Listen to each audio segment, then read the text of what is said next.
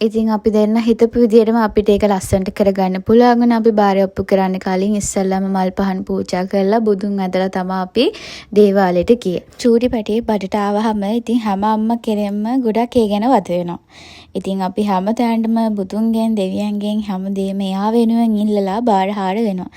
ඉතින් අපි තිවිලි බබා වෙනුවෙන් බාර වුණු හැමදේම ඔන්න දැන් මේ වෙද්දි ඔප්පු කරලා ඉවරයි. තව පොඩි කීපයක් තමයි තියෙන්නේ. අපි ඒ ටිකක් ඉක්මනින් ඔප්පු කරනවා. ඉතින් ඔන්න අපි මල් පහන් පූජා කරලා ඉවරයි. දැන් අපි යන්න හදන්නේ අපේ ලොකු අප්පච්චිලා ගෙදර.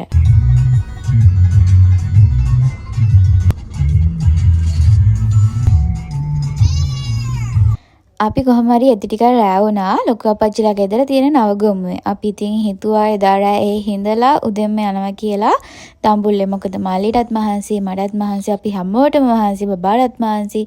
එක දිගට ඉඳන් යන එක ලේසි නෑනේ. ඉතින් අද අපි රෑ මෙහෙ ඉඳලා කෑම කාලා උදේ යන්න තමයි හදන්නේ.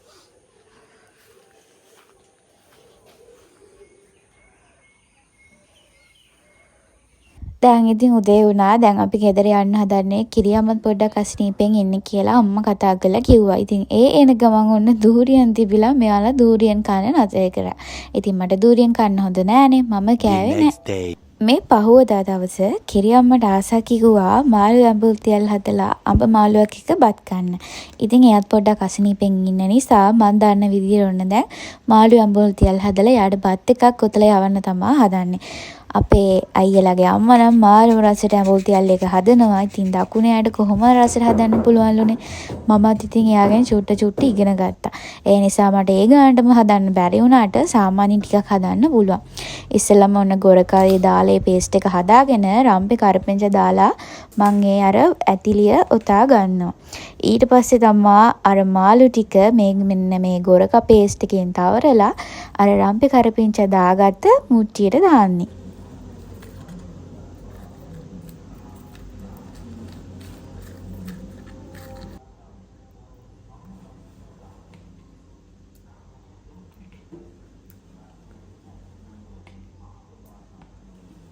මේ ඇඹුල් තියල් එක ගොඩක්ම රසයි. ෆ්‍රෙෂ් පිට මාළු ගන්න තියෙනවා නම් අපේ නන්නේ මේක ෆ්‍රිජ් එකේ දාලා පහෝදා ගත්ත මාළු ටිකක් තමයි මම මේ තිබිලා හදන්නේ.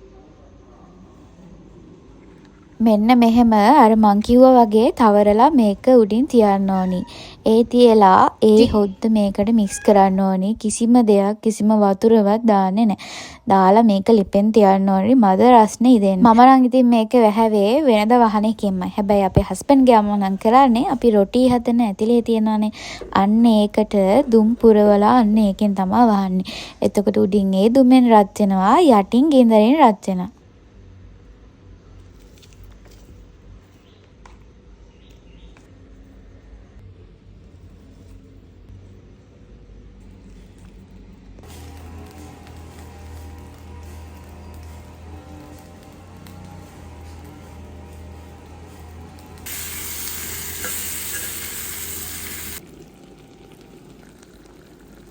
ඔයාලා හදන විදිහටමයි මාත් අඹ හදන්නේ. ඊට පස්සේ ඒක ඉදෙද්දි මම ඒකට සීනි පොට්ටක් දානවා පැණි රස එන්න. මොකද ඇඹුල් වැඩියෙන් තිබ්බාමත් කන්න බෑනේ. ඊට පස්සේ පරිප්පුවකුත් හදාගත්තා. මොකද මේ බත් එකට පරිප්පු නැතුව නම් මට බෑ. හරි. ඊට පස්සේ දැන් මම කෙසෙල් කොලේ ගොතන්න යන්නේ. මොකද කෙසෙල් කොලේ තවලා ඒව උතද්දී තව රස වැඩි වෙනවා කියලා මට හිතුණා. දැක්කද මේ තීරෙන් මම හදාගත්ත මාළු ඇඹුල් තියල් ඒක හොඳ රසට පදමට තැම්බිලා තියෙනවා. ඉතින් මේකට ගොඩක් ලුණු දාගන්න. මාළු ඇඹුල් තියල් කියන්නේ නිකන් නෙවෙයි කියනනේ ඇඹුල් රසට තියෙන්න ඕනි.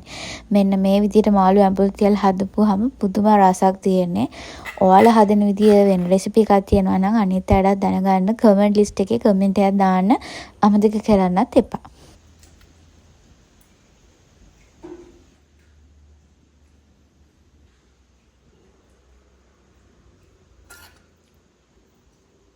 මාමාව කෑම එක අරන් යන්න එයා අතේ කිරි අම්මට කෑම එකක් යවුවා. ඊට පස්සේ අපි දැන් දඹුල්ල යන ලෑස්ති වෙන්නේ. මොකද බබාට පොඩි බඩුවකුත් ගන්න තියෙනවා. ගෙදර අලුත් අවුරුද්දට පොඩි බඩු ටිකකුත් ගන්න තියෙනවා. එහෙනම් අපි ගිහිල්ලාමු. මේ බබා කවුද කියලා ඔයාලා අහන්න පුළුවන්. මේ ඉන්න මගේ ලොකු අම්මගේ දුවගේ බබා. අපි දෙන්නම එකම දවසේ තමයි ප්‍රෙග්නන්ට් උනේ. හැබැයි අපේ නංගිගේ බබාට තමයි වැඩිමල් වෙන්න තිබ්බේ. හැබැයි අපේ බබා සති 32කින් හම්බුන නිසා පොඩ්ඩක් ඉතින් එයා ඉක්මන් වුණා. පේනවනේ අක්කගේ නම් ගියේ කොලා.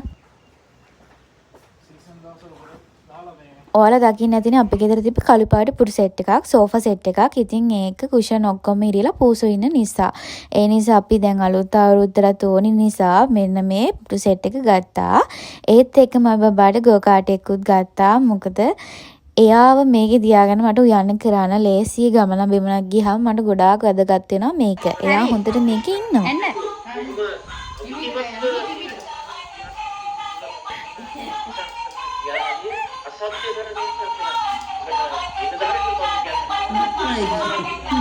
අපේ මල්ලි මේ ළඟදී දැන් ක්‍රීම් එකක් ඕඩර් කරලා කොයි වෙලෙත් මිරර් එක අස්සෙමයි ඒ ක්‍රීම් එක ගානවා. ඒ ක්‍රීම් එකේ සුවඳ බලනවා. ඇත්තට මේ ක්‍රීම් එක මාර සුවඳයි. රුහුණු වෙද ගෙදර ක්‍රීම් එක, ඒක ආයුර්වේදික් ක්‍රීම් එක. මමත් නිකන් ඒ බොඩි ලෝෂන් එක චුට්ටක් අතේ එහෙම දවල්ට එහෙම ගානවා. ඇත්තටම ගොඩාක් සුවඳයි ඒක. ඉතින් ඔයාලත් ආසයි නම් ආයුර්වේදික් ප්‍රොඩක්ට් පාවිච්චි කරන කෙනෙක් ඉන්නවා නම් ඇත්තටම මේ ක්‍රීම් එක හොඳයි. මොකද මම දකින්නවනේ ආව. ඒ නිසා මම කියන්නේ මෙන්න මේ කන්ටැක්ට් නම්බර් එකෙන් ඒ ප්‍රොඩක්ට් ඔයාලට ගන්න පුළුවන් අවශ්‍ය නම්. තව ඔයාලට අවශ්‍ය නම් YouTube එකේ සර්ච් කරලා බලන්න පුළුවන් රුහුණු වෙද ගෙදර කියලා. The next day. ඉතින් මේ පහුවදා දවසේ අලුත් අවුරුද්ද ලැබුවා. මට ඉතින් උදේවරු නම් වීඩියෝ කරන්න බැරි වුණා. ඉතින් ඔයාලා හැමෝටම සුබ අලුත් අවුරුද්දක් වේවා කියලා මේ අවුරුද්ද හිතන පතන හැමදේම මේ විදියටම ඉෂ්ට වෙන්න කියලා මම ප්‍රාර්ථනා කරනවා. ඉතින් අපේ ගෙදර අද හවස මේ පිරිත් කියනවා. මොකද අලුත් අවුරුද්දකුත් ලැබුවා. කිරි අම්මටත් අසනීපයි. ඇත්තටම කියනවා නම් මගේ මල්ලිත් ඇක්සිඩන්ට් වුණා. ඉතින් ඒ හැමදේම හැම වගේම යහපත වෙනුවෙන් අපි හිතුවා පිරිතක් ගෙදරට කියනවා කියලා.